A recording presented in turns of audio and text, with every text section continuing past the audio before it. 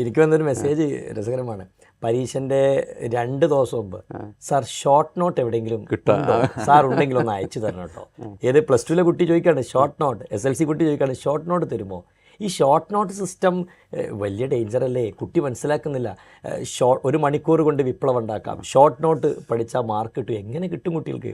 ആ വലിയ പുസ്തകങ്ങൾ, പിന്നെ 100 പേജുള്ള പുസ്തകം ഒരു 2-3 പേജിലേക്ക് ഒതുക്കി പഠിക്കുക എന്ന് പറയുന്ന ആ സിസ്റ്റത്തിൽ കുട്ടികൾ എത്ര മൈക്രോ ആയിട്ട് വളർന്നു പോയി എന്നുള്ളത്. കുട്ടികൾ അങ്ങനത്തെ ഒരു കാലത്താണുള്ളത്.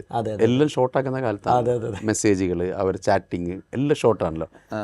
എല്ലാം ഷോർട്ടാണ്. ഇതിന്റെ വേർഡ്സുകൾ കുറേ ഉണ്ടല്ലോ.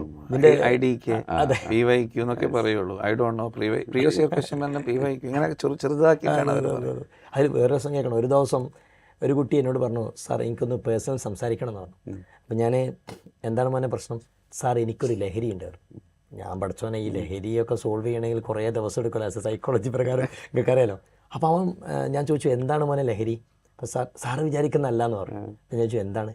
ചായയാണ് എൻ്റെ ലഹരി എന്ന് പറഞ്ഞു. അപ്പം ചായ ലഹരിയോ? നീ നന്നായി കുടിച്ചോടോ, നോ പ്രോബ്ലം, അതൊരു ലഹരി ഒന്നല്ല, നീ കഴിച്ചോന്ന് പറഞ്ഞു.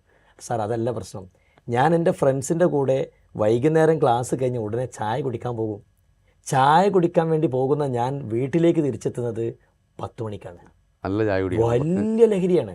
അപ്പം ഞാൻ അന്നാണ് ആ ഒരു ലഹരിയെ, ഞാനിപ്പോൾ കുറേ ലഹരികളുണ്ടല്ലോ, എൻ്റെ അഭിപ്രായത്തിൽ ആ ലഹരിയിലേക്ക് ഇതും കൂടി ഫ്രണ്ട്ഷിപ്പ് എന്ന ലഹരി കൂടി അത് ചേർക്കണം. കൊറോണയ്ക്ക് ശേഷം നമ്മുടെ സൊസൈറ്റിയിൽ മൊബിലിറ്റി വല്ലാണ്ട് കൂടിയിട്ടുണ്ട്. അതെ അതെ തീർച്ചയായിട്ടും. മൊബിലിറ്റി, പ്രത്യേകിച്ച് ലേഡീസിൻ്റെ മൊബിലിറ്റി, ഫിസിക്കൽ മൊബിലിറ്റി വല്ലാതെ കൂടിയിട്ടുണ്ട്. അതിൻ്റെ ഭാഗമായിട്ട് നമ്മുടെ നാട്ടുമ്പുറങ്ങളൊക്കെ ഈ ഈവനിങ് തട്ടുകടകൾ, ഇവിടെ ടൈം സ്പെൻഡ് ചെയ്യുന്ന ആരോ നോക്കിയാൽ മതി. കൂടുതൽ ഈ കുട്ടികൾ തന്നെ ആയിരിക്കും കൂടുതലുണ്ടാവുക.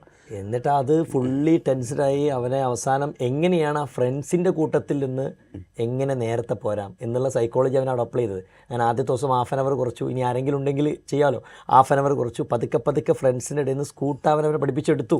അങ്ങനെ അവൻ രക്ഷപ്പെടുത്തി. ഇപ്പോൾ അവൻ ഓക്കെ ആണ് എന്നുള്ളൊരു സിസ്റ്റത്തിലേക്കാണ് വരുന്നത്.